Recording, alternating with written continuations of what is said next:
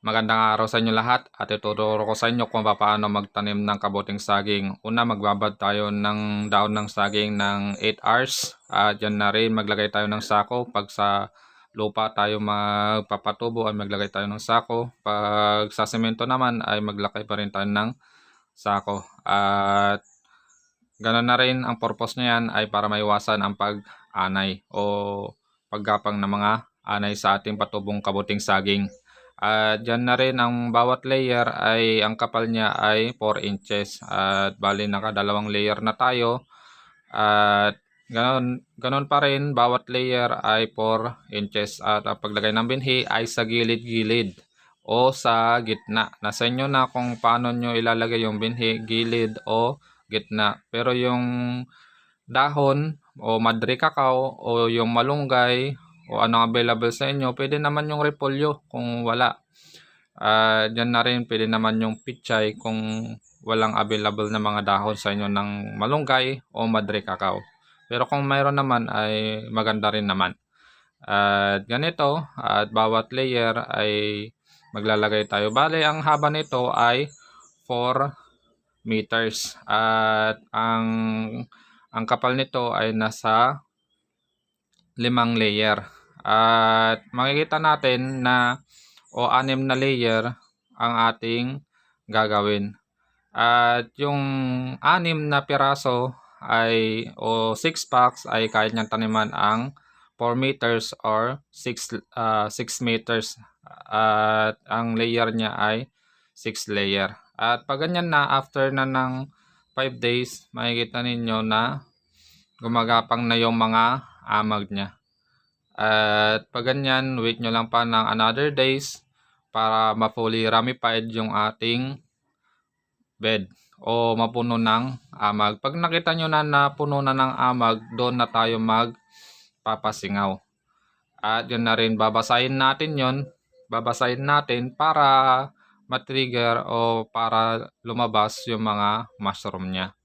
Pag makita nyo na fully ramified na. Paano nyo malalaman pag puno o pwede nang pasingawin? Pag nakita ninyo na marami ng amag. Minsan, ang amag ay makapal o hindi makapal. Minsan yung iba malipis. At hindi naman yan nakukuha sa lipis o kapal yung amag. Basta pag nakita nyo fully ramified na ay kinakailangan ng pasingawin o buksan para ma-trigger o pagsanhi ng pagtubo ng kabuting saging. Pag ganyan na nakita nyo na fully ramified, babasahin nyo lamang para akalain ng mushroom ay tagulan na. Kaya sila ay tutubo na. At pagkaraan pa ng ilang araw, ayan, makikita ninyo, pagkaraan pa ng ilang araw, mayroon na kayo makikita. Ayan, sa ika 10 days, mula nung tayo ay nagbukas ng ating mga patubo na kabuting saging, ay 3 days o 2 days makikita nyo na yung ganitong mga maliliit o kaya 3 days. Ayan, makikita nyo na. At another days pa, makikita niyo 2 days ay medyo lumalaki na sila. At sa ika 14 days o higit pa o mas maaga, makikita ninyo na mayroon ng malalaki. At pwede ninyo naman buksan sa umaga para tignan. Wag naman yung buksan nyo na maigi. At pwede na para makita ninyo pag ganito yung plastic ninyo kagaya sa akin medyo malabo, pwede ninyong buksan para tignan. At pag nakita nyo na medyo malalaki na at mayroon ng mga medyo paoblong yung itsura niya at mayroon ng mga bumuka, ayan ay ready na para anihin yung mga mushroom na yan. At ang pag-aani natin ay inyo lamang huhugutin o i-twist o mamamitan natin na o gaugahin ninyo para hindi makuha yung mga maliliit. Ganyan lang yung ating pag-aani ng kabuting saging. At mas maganda pag anihin ninyo na ganito pa lamang yung mga hindi pa bumuka. Kasi ang presyohan ng mga mushroom yung hindi bumuka ay nasa 400 at yung bumuka ay nasa 300. Depende pa rin yan sa lugar at yung iba naman nasa 200, pero sa amin dito sa Luzon ay naglalaro sa 400. Ayan. At yan na yung mga harvest natin na unang bunga ng kabuting saging. At alisin lang natin yung mga nasa dulo para ibenta. Ganun na rin na para sa ganun mas magandang tignan. Ang presyo nito ay yung hindi bumuka ay nasa 400. Ayan. Pwede natin naman siya ibenta ng 1/4, 1/4 para mas madali. At sa mga kapitbahay, mga ka-office mate, o katrabaho, at sino man available. At ito yung napagpintahan natin ng una na tubo. At mayroon pang mga pangalawa, pangatlo, pang-apat. At mayroon pa nga tayong nakuha na pa ilan-ilan. At sa ganitong pamamaraan ng ating pag-aani ay napakaganda. Ito ay another income din sa atin o pangkain-kain lamang.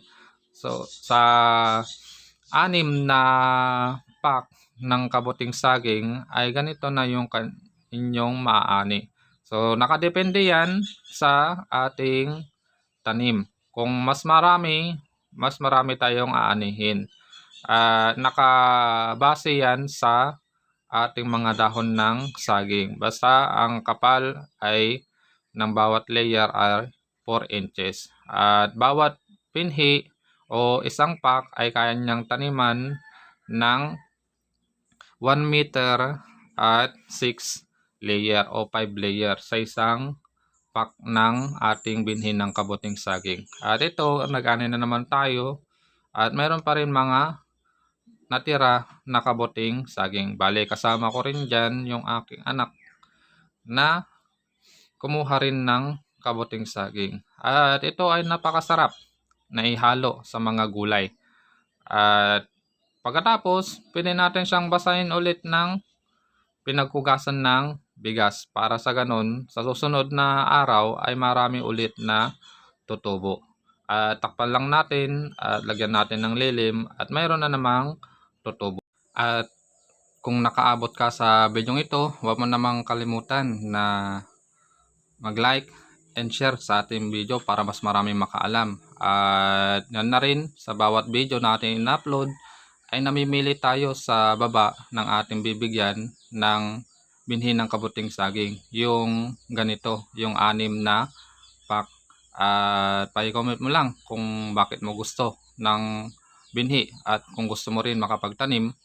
At dyan na rin kung taga saan ka para makita ko kung hanggang saan naabot ng aking video bilang pagpapasalamat sa inyo.